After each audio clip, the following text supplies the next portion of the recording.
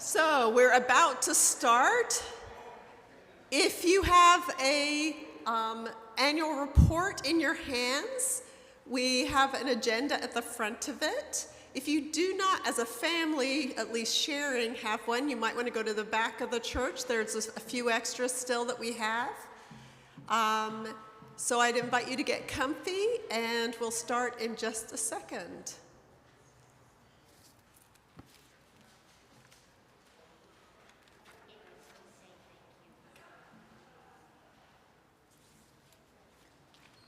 So a few just body of the agenda things.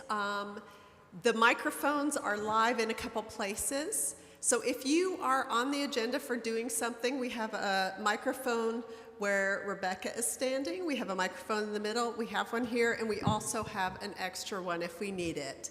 So please feel free, as your part of the agenda comes to bear, that you come to a microphone, because it is helpful for people to be able to hear. Even if you do have a good outdoor voice, the microphones are helpful. So, seeing that there are more than 25 people here, which I did check your bylaws, is the requirement for being able to actually hold an annual meeting. It is now, unfortunately, 11:49. So I am calling at 11:49 this meeting to order, and I'd ask that the Reverend Rebecca Kirkpatrick open us in prayer. Let us pray. God of the seasons, another year has come and gone, and once again we gather for our annual meeting. To this space we bring all the celebrations and hardships, the joys and sorrows of the past 12 months. We remember with thanksgiving the highlights of the year. We gather to look forward to what the coming years have in store. We know that they will not always be easy, that life will always have a mixture of easy and difficult. As we meet and discuss the life and work of this part of our church life, we pray that you would be part of our discussion.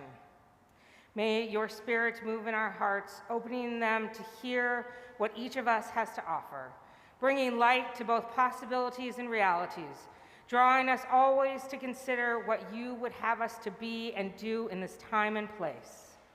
Remind us that we are called to be the bearers of Christ's life and light and love to all we meet.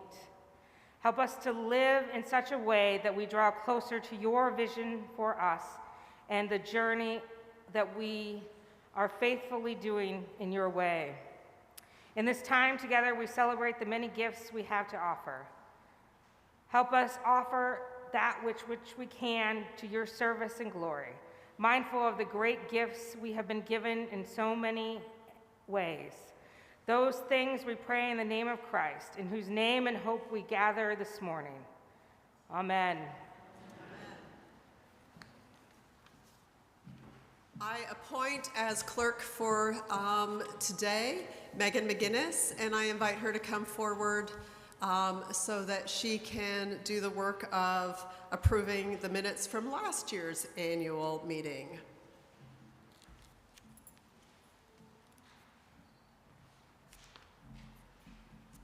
A written copy of the 2022 annual meeting minutes are available for review in your packet on page 28. If you could have had a chance to take a look or could take a look, I ask if there are any corrections you want to make to them.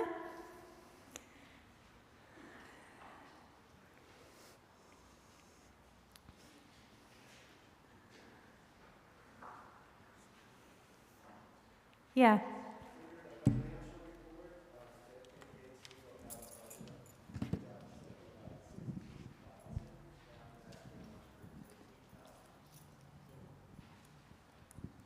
Under the financial report, it indicates that there was a budget deficit estimate of $16,000. That was actually $113,000.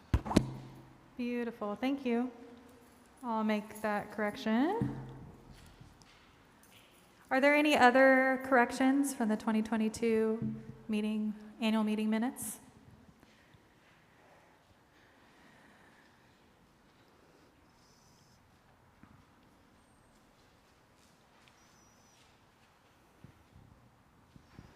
Barring none, would someone like to move acceptance of the the minutes of the last year's annual meeting?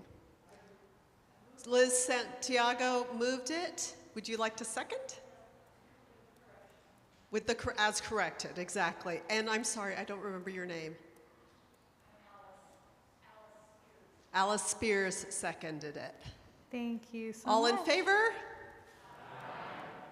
Any opposed? Any abstaining?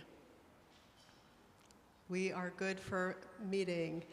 And before I do my address to you all, I just would like to, as we always do on Sundays, remind us that St. Andrews is on the land of the Duwamish people. We thank them for their care and attention to the land over the years, and that they are still here and continue to do so. This will probably be the shortest, did I say shortest, annual meeting comments I've ever made. It will be even shorter if I can't find my notes. I did find them, so. Because I've only been here for 6 weeks, I don't have a lot to say, especially when we look back at, where last year went, because I was not really here for most of it except for the end of December. And I do want to thank you, though, for warmly welcoming me. Getting to celebrate Christmas Eve and Christmas Day was an incredible joy. You were welcoming, you were the life of the community, you told me on many occasions where to go, and I mean that in a good way. And I will say, as parishioners, you stepped up in ways that I really am so thankful for. You womaned the office, and I say that because we had no men offer to do so. So I'd come in each day and find some new person in the office helping out. And I will say, I know the phones are not the easiest to work with, but I do thank you for being there. I need to make a special shout out to Kelly Jane Nichols, because she put together the paper you hold in your hand. And the two of us, worked in a way that neither of us totally knew what we're doing. And she basically rounded up people, got things turned in, took really difficult ways that sometimes our lovely computer systems worked or didn't work, and made an annual meeting report that looks amazingly professional and wonderful, and came in on time, and I don't know if about under budget, but certainly reasonable. So thank you so much.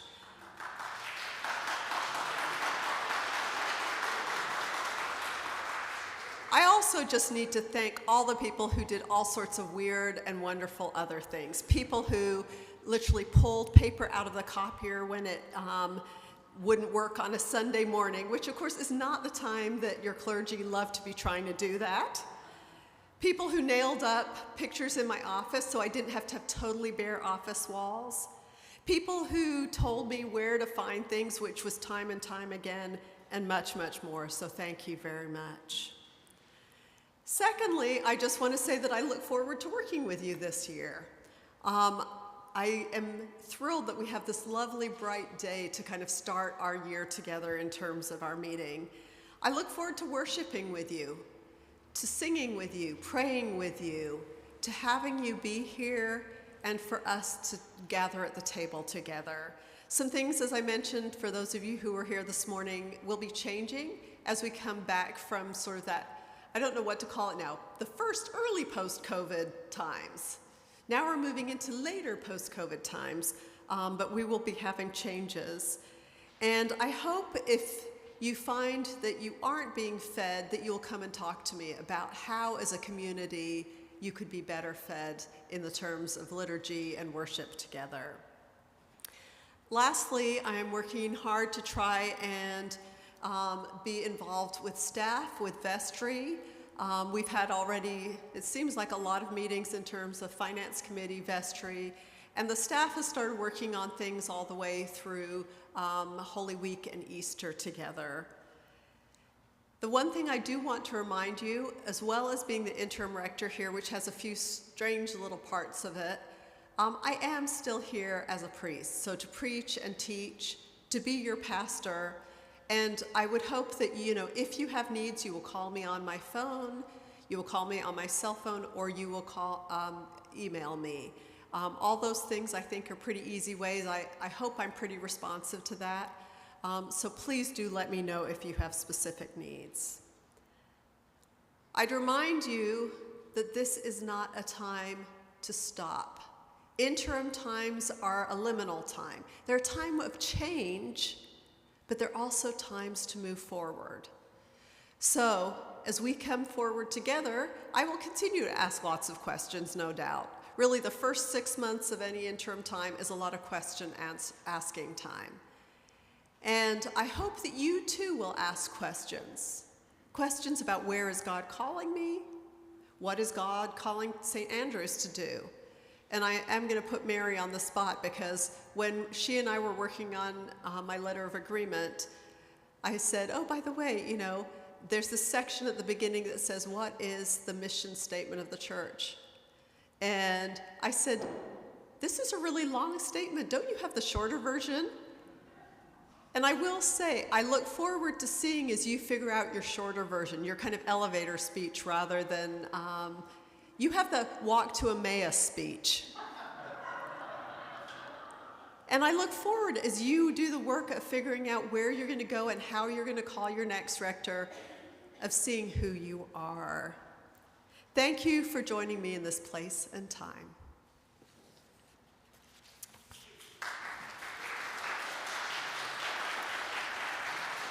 Speaking of Mary, I call her to the podium next.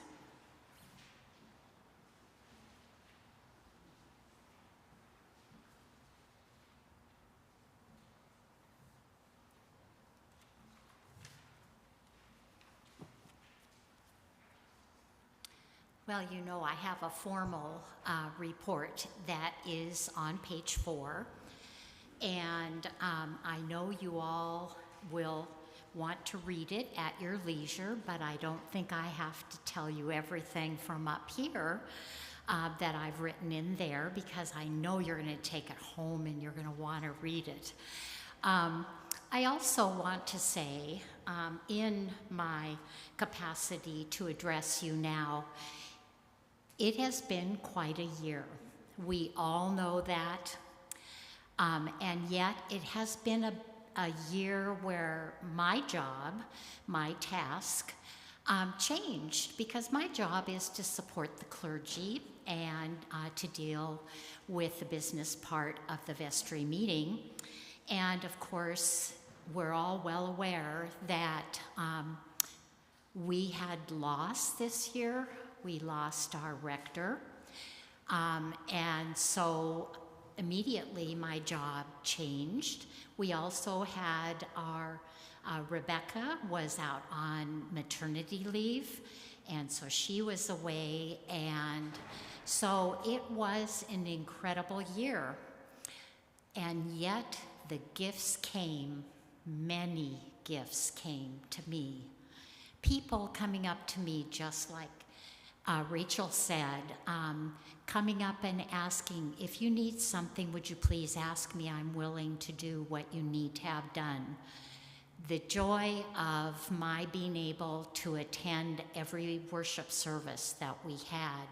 And as time went by, what that meant was I learned something really, really important about post-COVID St. Andrews. And that was that slowly but surely, all the work that we had done under Brad Daly as our senior warden had begun to play out. We had improved and updated and rebranded ourselves in a sense with a new website. Then we had improved, of course, our streaming, and it was of a very professional quality and allowed those of you who are out there today watching through our streaming, that gave you an opportunity to be here with us on Sunday mornings. I saw little ones arrive when the nursery opened. I'm going to specifically mention one of them because this morning, as I went around the back to come in for this service, Wheezy arrived. And I don't know if you've had a chance to meet Wheezy yet, but today she told me she was the queen. She had her crown, her gorgeous dress, and she was dancing in the joy that only a 3-year-old can dance in the joy to. I have begun to see that we have babies being born. One you probably haven't met, the mother, because she came just before, her first Sunday that she arrived with her 3-year-old was the Sunday that Rich was leaving. She came back again and brought her daughter back again. And at that time, she told me that at the end of the week was her due date. And she has been missing for a while. Our garden was tended during the COVID time, and people began to come. The young people that have been coming, singles, doubles, any kind of thing that are looking and seeking for a church, and they had chosen St. Andrew's. Many of them are still here. Some are still searching and may be back. But I have to tell you, those are truly gifts to me as a senior warden, to know that St. Andrew's has such hope that we are, when many churches are struggling right now, to have their congregations diminished. And we have had a door that's been open and people have been coming. That, to me, was the biggest gift of all, and I'm sharing it with you because I don't think you got the opportunities that I did. But one of the things I would ask of you from this point forward, because all of you probably know this is my last opportunity to address you as the senior warden of St. Andrew's, is when you come to worship with us, I'd like you to turn around and look at who's there beside you. If you have never seen them, then introduce yourself. They may tell you part of their story. I have an advantage. I have white hair. I look like some of these people's grandmothers. I also have white hair, so they forgive me if I don't remember their name. So I have a lead in line, which is, I don't believe I've met you, but if I have, will you please forgive me? I'd really like to know. Remind me of your name. And they will tell you a little bit of their story at that point. But I would ask you to do that during, as you come and go during the service. Invite them to come down to coffee chat. Get to know the people that are coming to be with us to make us a different community than we may have been before.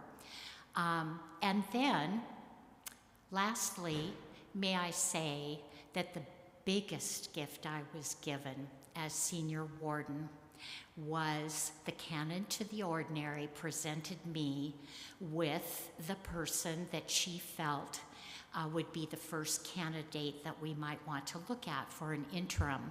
There was a little confusion in how we discussed things, and so I didn't realize I could call this person.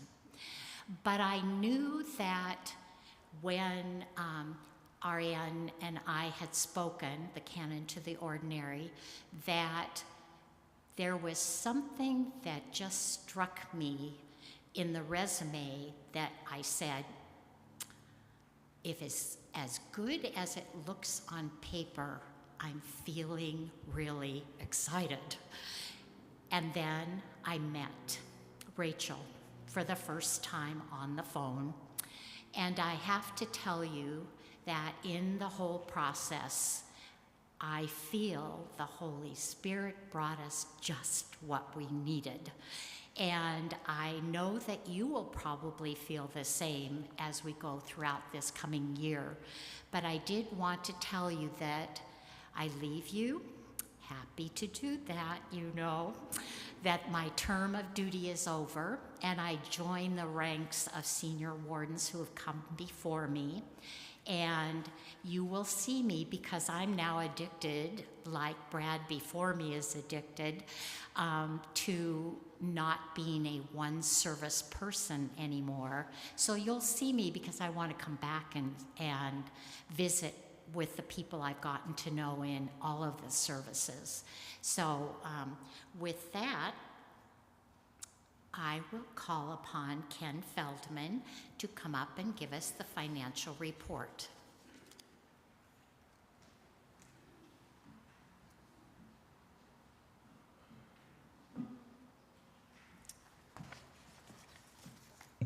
Hi, everyone. My name is Ken Feldman. I've been on the vestry for the last 3 years, and I've been the vestry liaison to the Finance Committee during that time.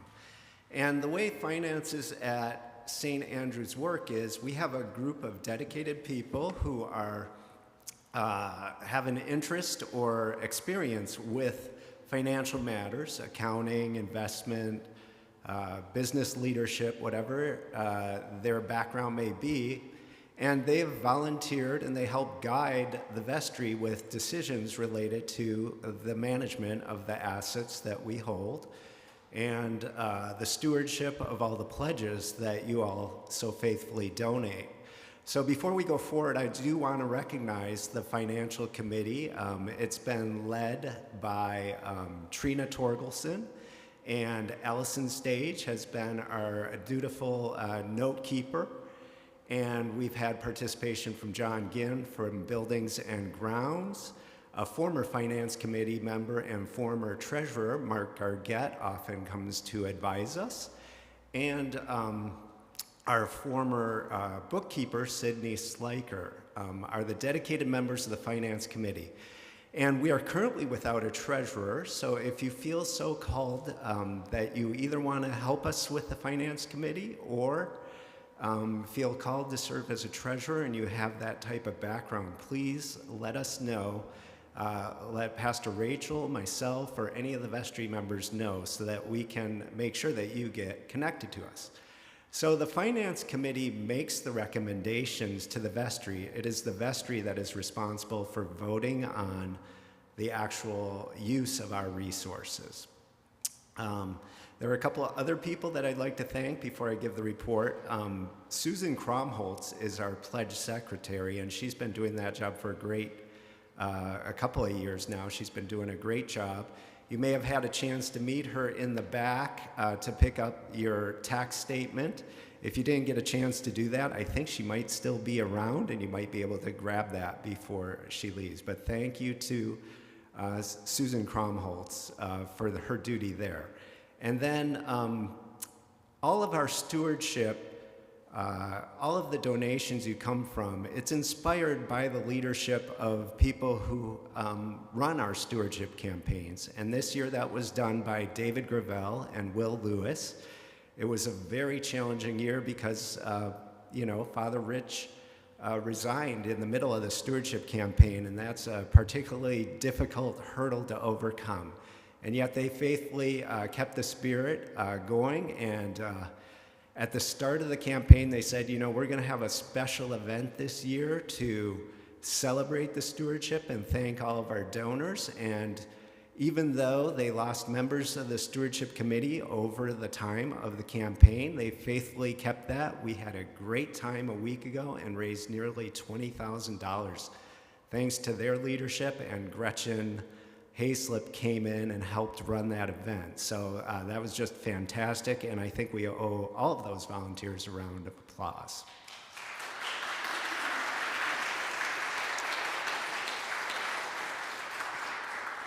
Okay, with that, the official financial reports are in your bulletin on pages 22 through 28. And I'm going to start or 27, and I'm going to start on 27. For those of you who recognize it, that's kind of an asset list or schedule of investments, we call it. We do own a lot of our property outright, including this building and the Menser Hall education wing. as well as 3 rental houses that were purchased more than a decade ago and have been fully paid off.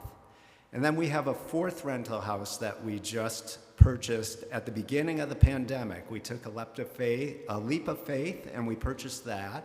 So you can see what those houses are valued at currently in that property, and that's a list of the assets. I'm not going to go into details about that, but we'll have a few minutes for questions and answers at the end of the report. And if you have further questions that aren't answered at the time, you can always see me later. On page 26 is what we call our special funds report, and these are designated gifts that have been restricted for certain purposes. So they can be restricted either by the donor, and an example of that might be either the altar guild, where people give for flowers or for candles or some other purpose that goes into our worship. Or the Taizé service, our 3rd service on Sunday evenings, beautiful service, and we have some donors who have been very faithful about helping to get that reestablished. We have some that are vestry restricted special funds, and that's like rental house repairs. We take a portion of the rental income we get from that, and we set that aside for larger repairs that might be needed occasionally. And we have a couple of other ones. One that you may have noticed, those of you who are diligent and pay a lot of attention to detail may notice that we've got a couple of new names. One of those is about midway down the whole list of special funds. It's called Rector Call Fund. We are, of course, in an interim period now, and one of the things we'll need to do is send out a search committee that will go to places of worship and actually observe candidates who we may feel that we want to call. So we need some money to cover those expenses. That was called the sabbatical fund. So longtime staff, ordained staff that have been with us for a certain amount of time, they earn a sabbatical, and they usually go off and get a grant to cover whatever educational thing they're going to do during their sabbatical. But while they're gone, we have expenses, supply clergy, and we sometimes run special programs. Last time we had a special music program when Pete had his sabbatical. So that was the sabbatical fund. Since Rich is gone and that will kind of tick over, we're going to use that money for the Rector Call Fund.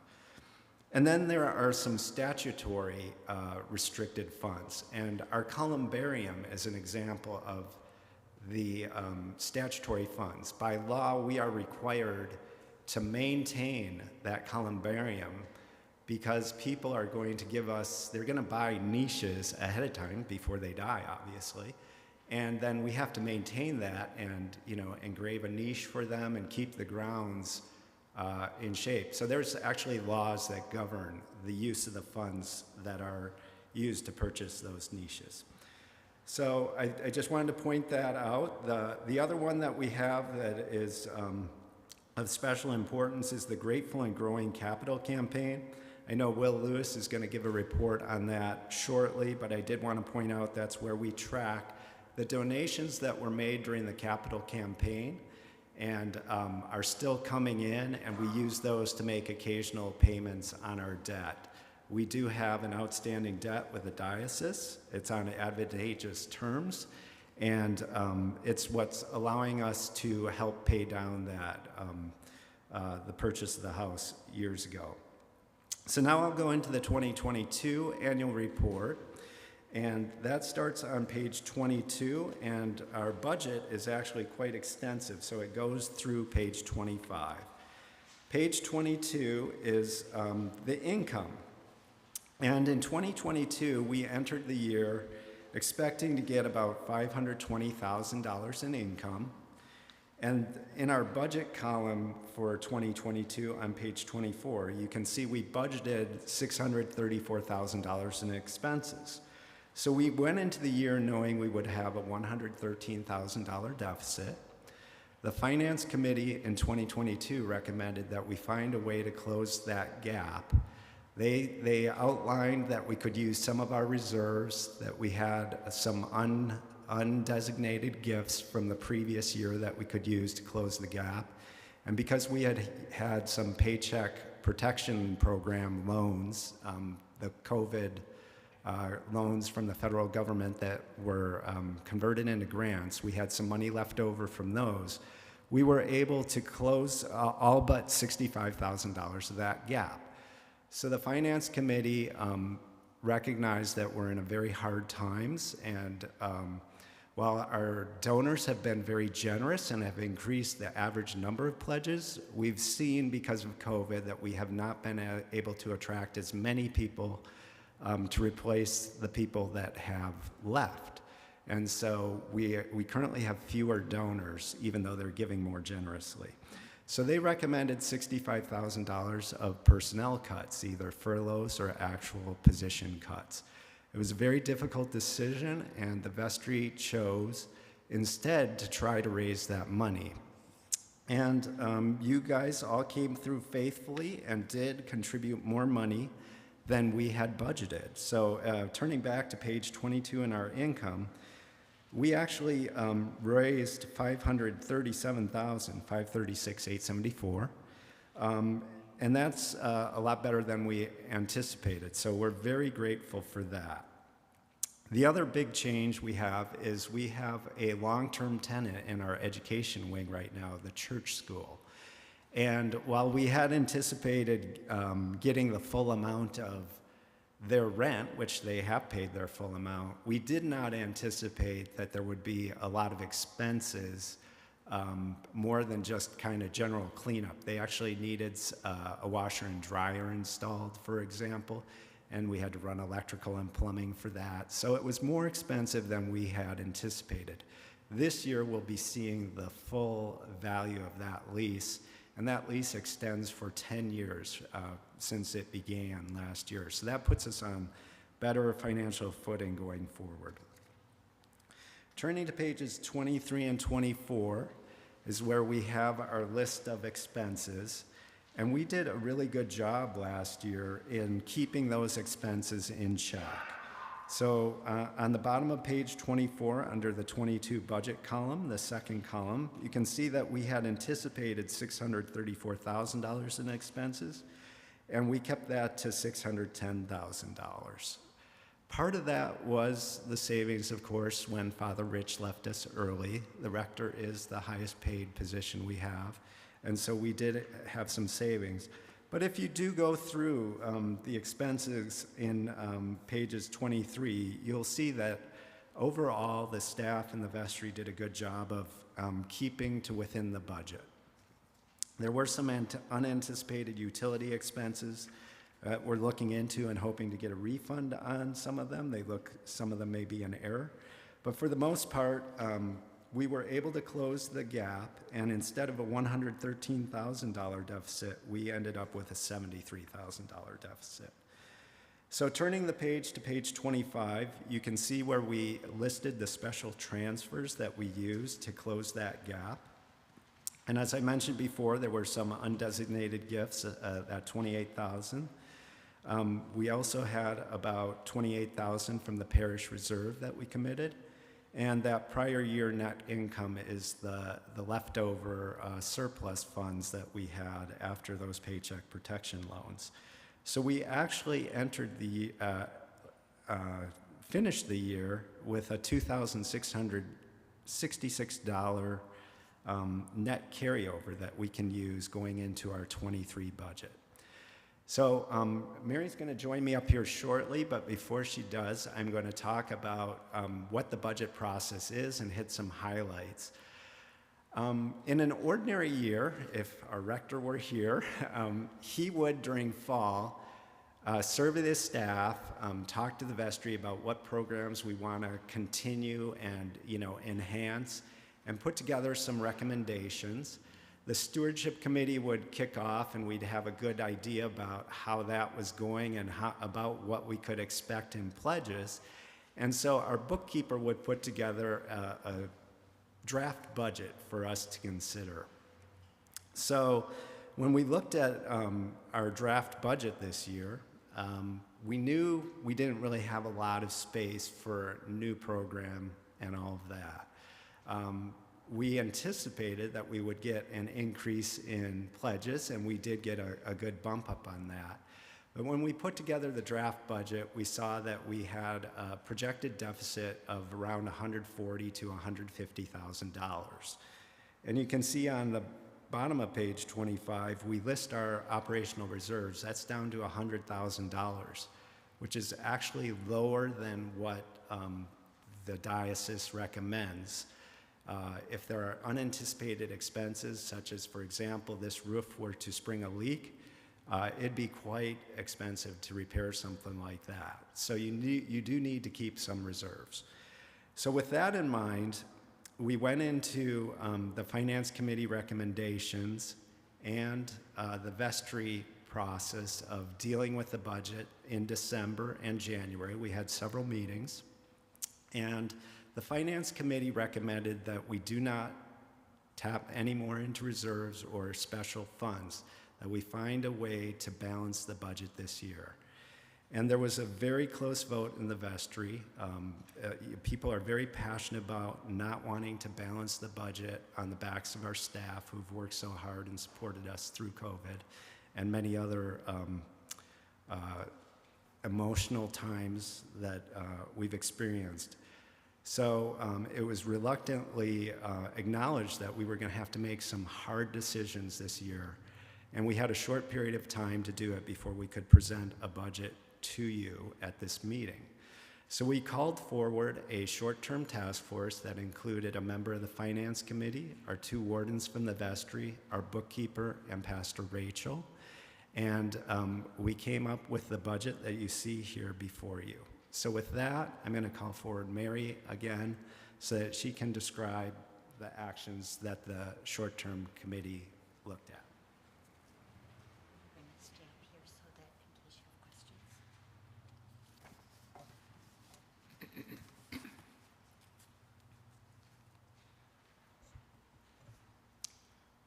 So here's the hard part. The vestry did take the recommendation and did vote to approve that recommendation from the Finance Committee that we would not use any of the reserves to balance the budget. So that was the first thing that we had to deal with. The short-term task force met, and we knew that what it meant was that we were going to have to make cuts, and that for $150,000 approximately, that meant big cuts. So we went to work. We looked at everything that we had in the budget. There were some adjustments made. There were things that could be corrected because there was a misunderstanding on my behalf about our seminarians and how long they remain in school, and our support of them would be indicative of that. And so we went line by line and went through the discussion. We then presented those decisions to the vestry at a special meeting this past Thursday. So when you look through this mirage of paperwork on the budget in your leisure, you will notice that we had made a decision to present to the vestry that we would need to cut staff. So when you look at the staff items, and they are on your, I'm looking at a separate one, so I'm sorry. That's okay. It would be the one that says salaries and benefits. Is this my copy here? 24. Thank you. You will see over in the 2023 budget, as you look at the parish administrator, she's brand new, we've hired her. thank you to our Personnel Committee and to Rachel, that she has a salary there, and it is a full 30-hour-a-week salary. It is a slightly lower than the salary that we had last year, but she's new to the job, and then she has her benefits package on top of that. You look at the priest associate, and it's interesting how our budget has some little quirks of things kind of flipped around in one section that are on another. So that would be the position that Rebecca holds. And it is there with its COLA, which this year's convention accepted and gave to us, and her salary will remain the same, and she will remain the same number of hours that she has before. Her job responsibilities will need to change, because if you look at the associate rectors, all of a sudden you see a significant change. And that is much lower, because our associate rector's position has been terminated. Our music director, he's also had a COLA on it, and so he will be sharing with us a couple of hours difference than his current work schedule. So he will be sacrificing a couple of hours of work with us. And then you get to our rector, and you see there that we had for 2022 $113,501. That then would have had, since Rachel was at the same position on the salary schedule as our Rector Rich, she would have been given an additional COLA as the convention chose to decide.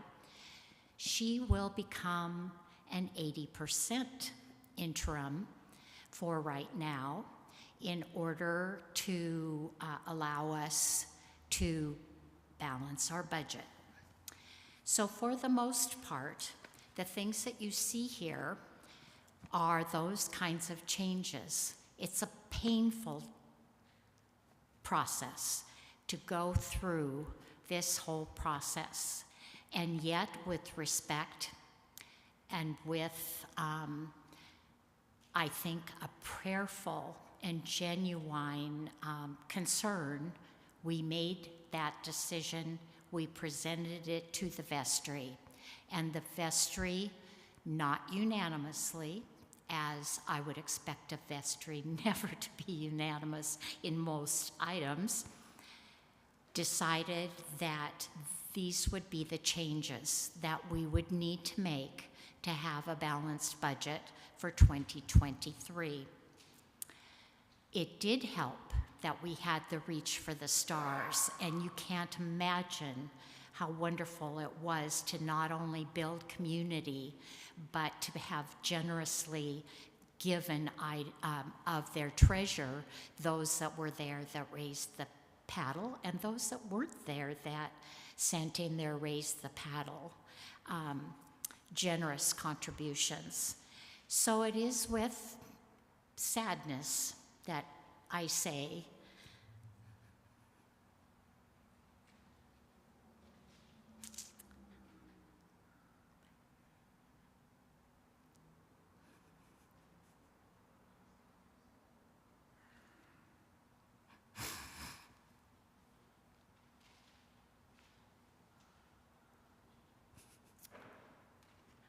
I and your vestry present this budget to you with the hopes, and I always have hope, that as we go through this year and things change, this budget will change, and we will be able to make changes that fits the needs of the congregation and our transition plans. So,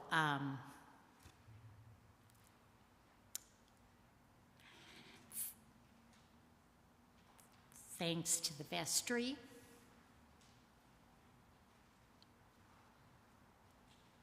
Thank you, Mary.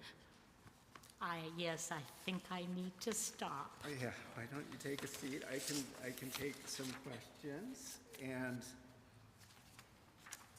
this was very painful and very emotional set of meetings. This fall has been very difficult.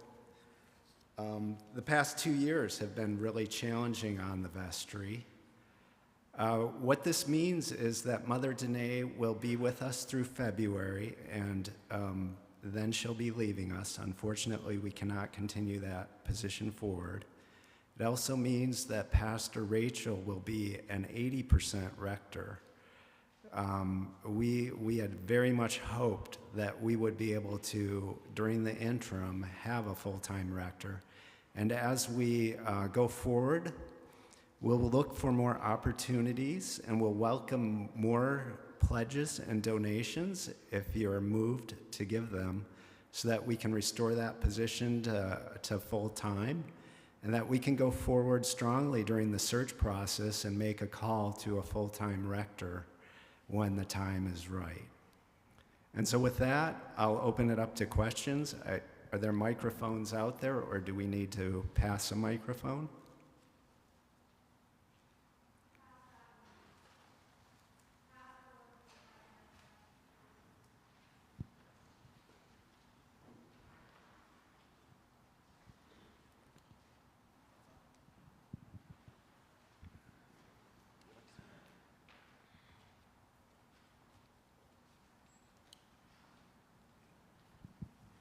So if people want to make a special donation for staffing, can that be listed? And if people want to make an additional donation for staffing, is that something that can be restricted, or does it just need to go into the general fund pledge? If a donor makes a restricted donation, the vestry can consider what those restrictions are and to choose whether or not to accept the gift under those conditions. But yes, anyone who wants to make a donation, it will be prayerfully considered by the vestry. Okay. Brad Daly?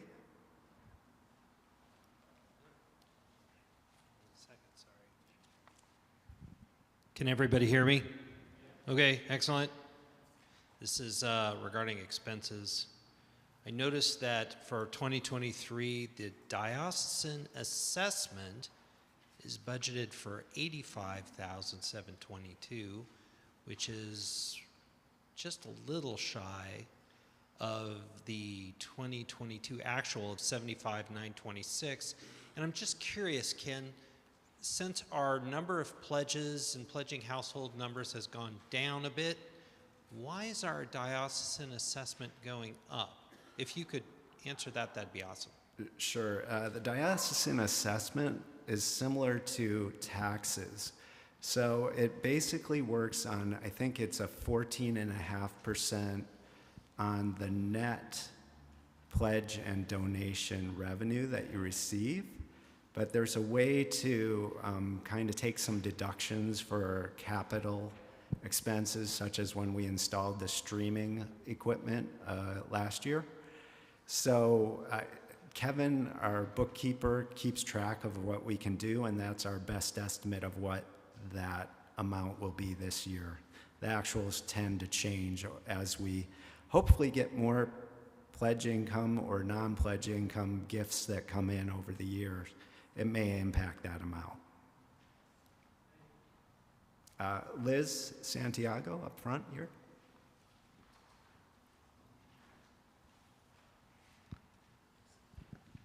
Just a correction change on page 26 under donated food to Family Works.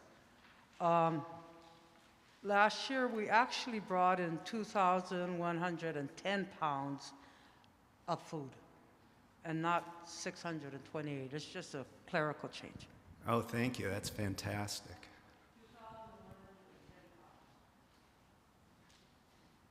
Allison? So I've heard a few questions. I'm hoping you or someone on the finance committee can clarify for the congregation, because I can't, why we are not able to leverage our rental properties or use that to help balance the budget so we're not losing staff. Sure. Our rental properties actually form an important part of the budget, more than $44,000 of income. If we were to go out and get loans, either lines of credit, if we could get them, or mortgage them again, that would be additional debt that we would have to pay off. So we're finding it challenging in this environment where the interest rates are going up. That's an unpredictable expense. We were able to get a very favorable interest rate, low interest rate for the diocesan loan to pay off the house. And that went from 2% to 4% in the course of this year. So that's a very unpredictable and challenging thing to do. There was some discussion about potentially selling a house and then investing that either in the diocesan investment fund or some other way of using those monies. We do have renters in there, and we would need to get permission from the diocese before we sell any property, and in fact, before we actually put a mortgage on a property. So there's a lot of work that would need to be done. There would be some legal fees involved. And frankly, given the short-term time that we had to deal with this, it was not an option to come up with a solution in order to close the budget during this time.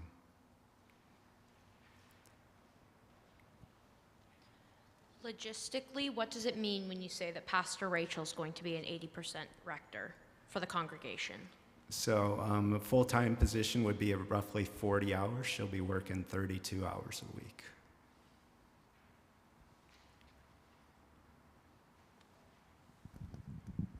Yeah, Ken, on page 26, we have two line items relating to capital campaigns. One's expansion project, and the other one says Grateful and Growing, which I think was the prior campaign. And how does that... The capital expansion project is where we're tracking the expenses related to the new house. So those are the payments to the diocese. The Grateful and Growing campaign is where we're tracking the donations that were made. And when we need to transfer funds to make payments to the diocese, that's when they come out as disbursements out of the Grateful and Growing. So they're both tied to that new rental house. Okay, thanks. Chris Blair? And I think we're going to close it after this question. We need to move on, but I'll be around afterwards if you have further questions. Thank you.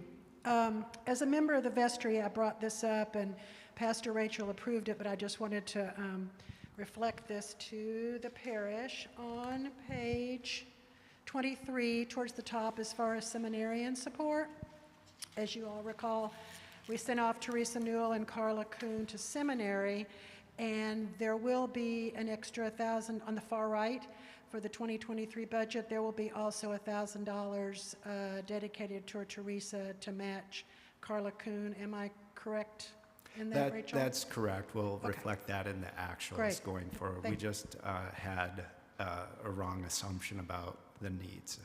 Thank you.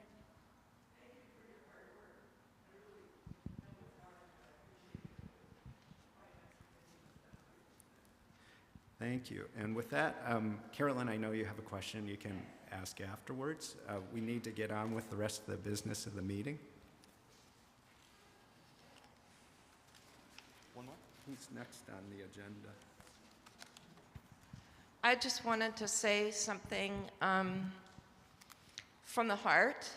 I imagine that many of us are feeling quite a bit about Mother Danae right now. And since she is the one that usually is the one that helps us move through emotional things and loss. I just think it's important for us to note how much she has given us over this time of the pandemic and to hold her in our hearts right now. Thank you.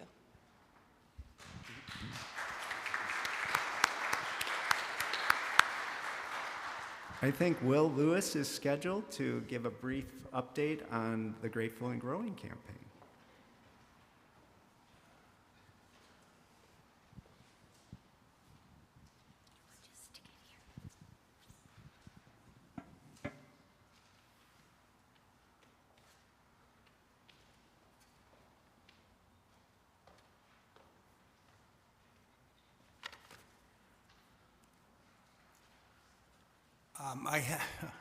I have to admit that my first inkling that I was going to give a report was when I opened the booklet here and they told me that I was on the program. Okay, and so anyway, the capital campaigns, as far as I know, they continue. Here's what we've been doing. I was involved in the stewardship, and everything that we've done up until today, and we are in the thank you phase for that, has been dedicated toward the stewardship. And just when we think we're done, then we had to raise the paddle. And I appreciate so much the generosity. The numbers, to my mind, are staggering that we were able to do that. So we're a healthy congregation. I can't tell you more about the capital campaign. I can put something on the website when we're done. But Susan and I need to get together and get the numbers of what was pledged for that and what's come in. So anyway, that's thank you for all you do. But there's more to be said about that, and we'll do it in a written form. Thank you.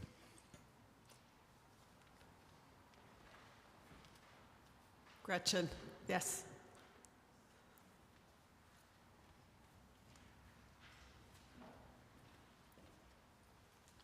Okay. I have the task of getting the new vestry members that we'll be electing to stand up. So first we have Dan Cassidy, Mark Gargett. Let's see, Mark. Oh, there he is, way back there. I need new glasses. And Mike Hicks will be taking a one-year term in place of John Tate. And then Annalise Jones, I don't see her. Oh, there she is. And Dorothy Gibson. So I need a motion. Don't I need a motion to approve the vestry slate? I see Brad Daly has moved that. Would someone like to second that? And Liz Santiago will send this. All right, thank you guys, and welcome aboard. I think you actually have to ask for a vote. Oh, I forgot to ask for a vote. I'm not very good at parliamentary procedure, I have to say. What am I supposed? All in favor. Any opposed? Thank you. Sorry. I'll do better this next time. Okay, so convention delegates, we have, and if any of these folks are here, I don't know, some of them are here, but Rich Adder, Caleb Heggie, Cherry Peel, let's see if she's here, there she is, Dan Ketchpole, Noah Anderson, and Megan McInnes. And then the alternates are LaVonna Fletcher and Chris Blair. So once again, I need a motion. Dan moves that we accept the convention delegates, and a second. Margaret Cassidy has seconded that. Am I talking too fast, Megan? You got it. You get it. And so, all in favor of accepting the convention delegates? Any opposed? All right, it's passed. Thank you. Oh, wait. Yeah. Margaret.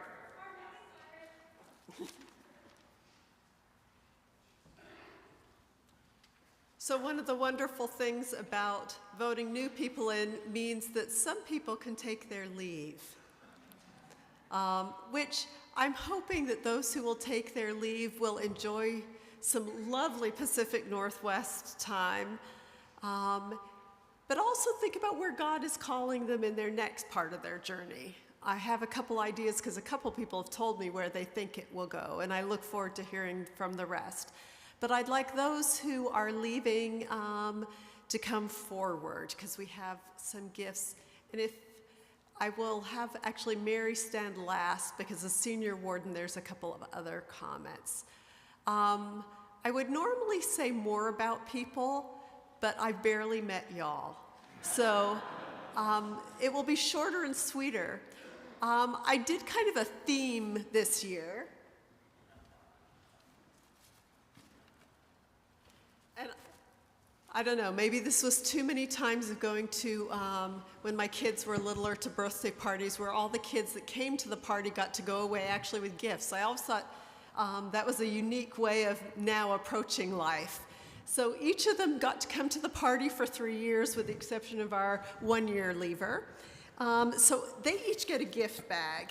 And because they are going and are no longer on vestry, the gift bag is thematically appropriate to all the spare time they are going to have. So each bag has a coffee or tea mug in it. It has a book to read. And by the way, it's okay if you want to trade books because you find someone else next to you has a better book that you want to have instead. Or you can all read all 5 of the books that are being given out. There's some little chocolate truffles, and if anyone doesn't want them, I love chocolate, so you can bribe your rector with the chocolate truffles. I'm very bribable with chocolate. There's something that's a meditation, because I thought it should also remind you that you still are faithful spiritual people, and maybe you'll have some time to meditate, since you won't be at vestry meetings. There's some little cookies to dip in your coffee or tea.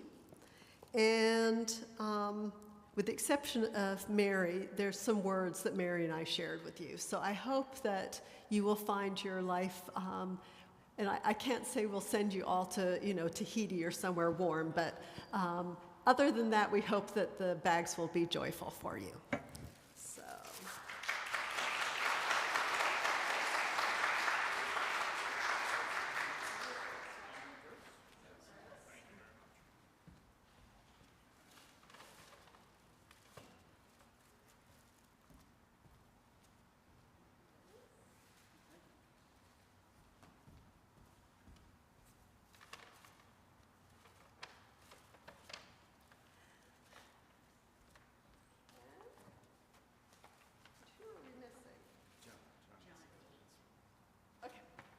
John Tate also has a bag, so he will have to get his later. And I debated about getting Mary a giant bag. But I actually thought that her things will be sort of lost in the bottom, but I think she had a giant job.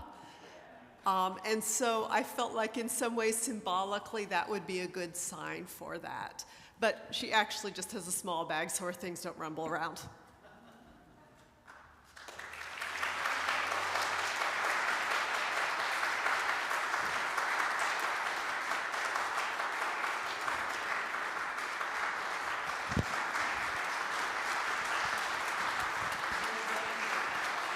And this is just another gift to Mary for all the hard work she's done.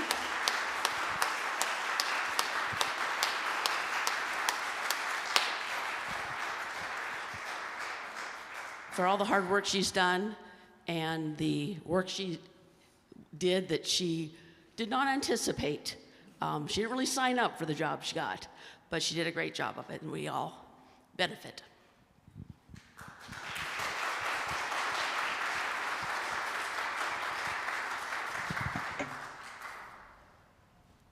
Actually, I would invite you to stand as we continue in prayer. Because, we're Episcopalians. We like, pew aerobics.